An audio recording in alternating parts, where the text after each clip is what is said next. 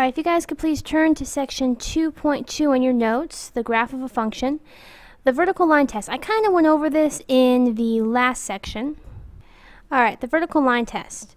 The set of all points in the xy plane, is the graph of a function if and only if, remember IFF, hopefully you guys remember from geometry that IFF stands for if and only if, every vertical line intersects the graph in at most one point. So for example, if I have a function, that's not very straight, if I have a function that graphs something like this, I don't know, like that, if I draw a bunch of vertical lines, just wherever, my vertical lines are never going to hit this graph more than one time. Anywhere I draw them. That means that this is a function. Okay? But if you have a graph that looks like this, let's see here, like that. This one, if you drew a vertical line, it would hit twice. That means this is not a function. Okay? So for example,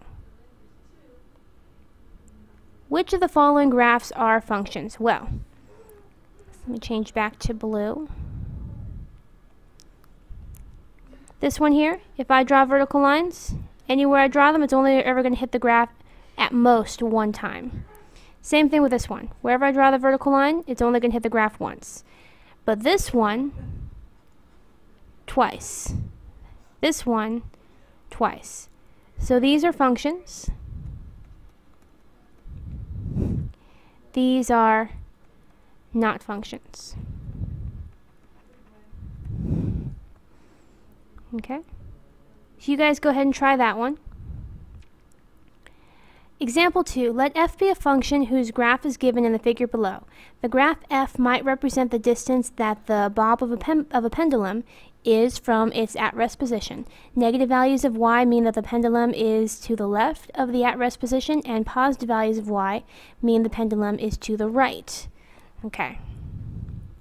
So, eventually you guys will learn this is actually a cosine graph.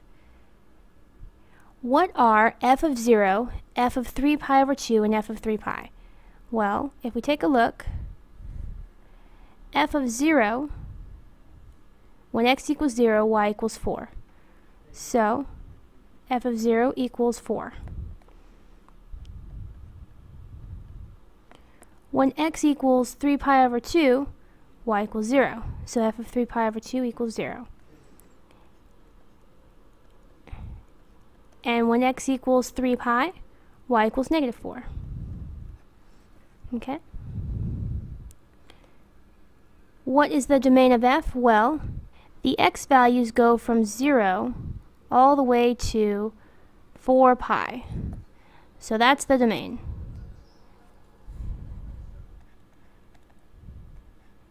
Zero to 4 pi. And it includes both 0 and 4 pi. The range goes from negative 4 to 4. Those are the y values. So the range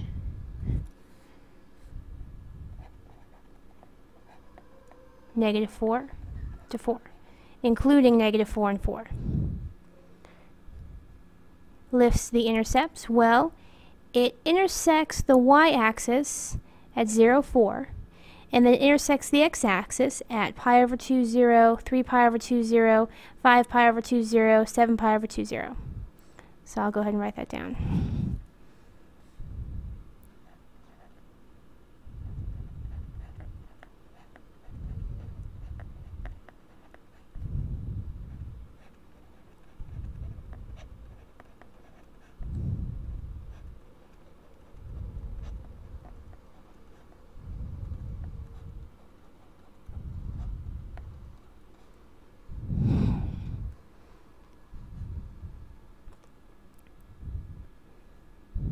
Alright, the next question was, how often does the line y equals 2 intersect the graph? Let's draw the line y equals 2. I'll draw it in red. Y equals 2 would be this line here. It intersects the graph 1, 2, 3, 4 times.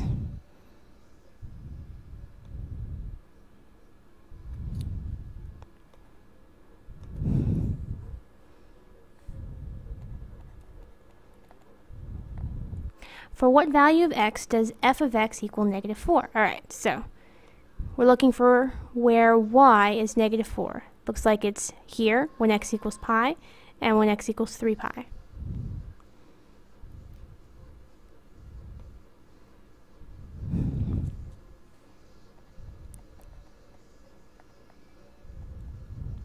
For what values of x is f of x greater than 0? Okay, so you're looking for the places where the graph is above the x-axis.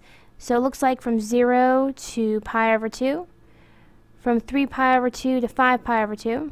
So let me color this in. So from here to here,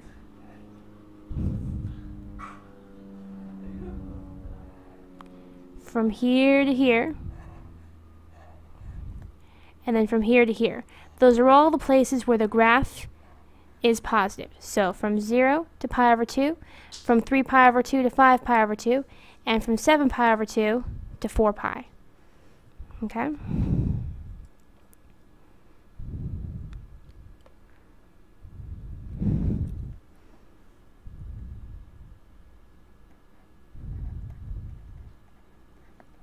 Notice it does not include pi over 2 because at pi over 2, f of x equals 0.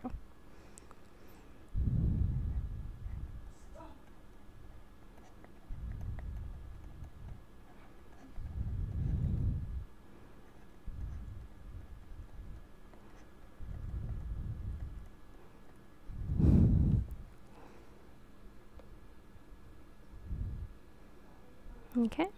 Alright, you guys can try the same thing over here. This is actually a mistake. This example was in your last notes. And I accidentally copied and pasted it. I meant to copy and paste a different problem. Sorry about that. Alright, so example 4. The average cost C of manufacturing X computers per day is given by the function, and it gives you this long function. Determine the average cost of manufacturing 30 computers a day, 40 computers a day, graph the function, create a table, etc. Okay, let's do A, B, and C first.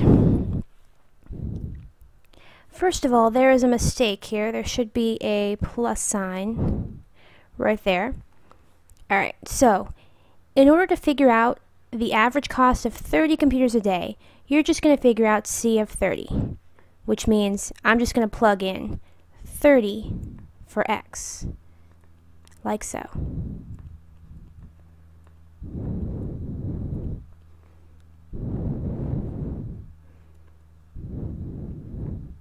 Oops.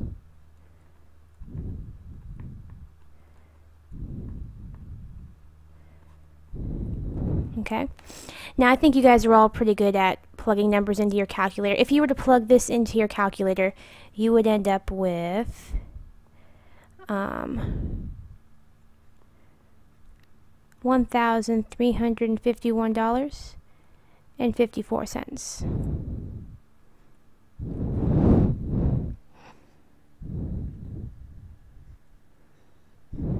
Okay.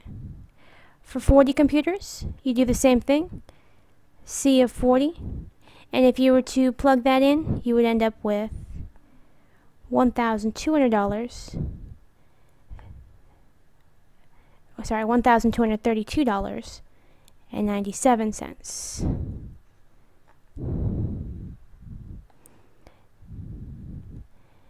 And for 50 computers, $1,293.07. Okay. Okay, so what I'm going to do here, if I can find my cursor, I'm going to go ahead and graph this. Let me pull out my calculator. Okay.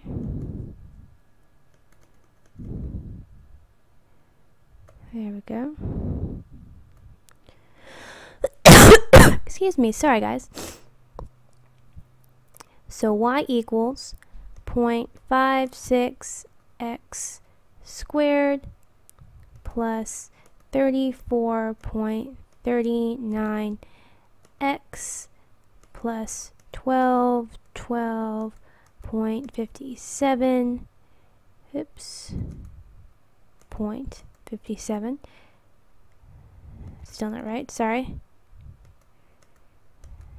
There we go, plus 20,000 over x. Now when you graph this, I think we're probably going to get nothing. The reason is because if you hit table, the y values are all really, really big. Okay, so what we need to do is we need to play with our window for a little bit. I'm gonna do, let me see here, let's go from 0 to 80 for x. And I'll make my scale every 10. And the y, those are the numbers that are really, really big. So let's do from 0 to, I don't know, 4,000. And I'll go every 400. Okay. Alright, what's up here? Let me, let's see here.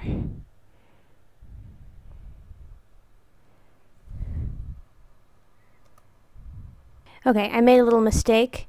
Here, it's actually a minus 34, not a plus 34. So that's what the graph should look like. Sorry about that, you guys. Okay, so here's our graph. It says graph the function from when x is between 0 and 80. There we go. Create a table with table start equals 1 and change of table equals 1. Basically like this. Hit second table. There you go. So rather than plugging in 30, 40, 50, you could just scroll down here. When x is 30, y is 1351.5, and we know it's 54. Okay? Etc. Alright, so which value of x minimizes the average cost? If we go back to our table, if we scroll around, we get 1,500, 1,300, 1,400. It keeps going down. But at some point, it starts to go back up. All right, right here. It goes from 1233 to 1231.7, and then it goes to 1232. So it goes down, hits an all-time low, and then goes back up. So when you make 41 computers, that actually minimizes your average cost of computers. Okay?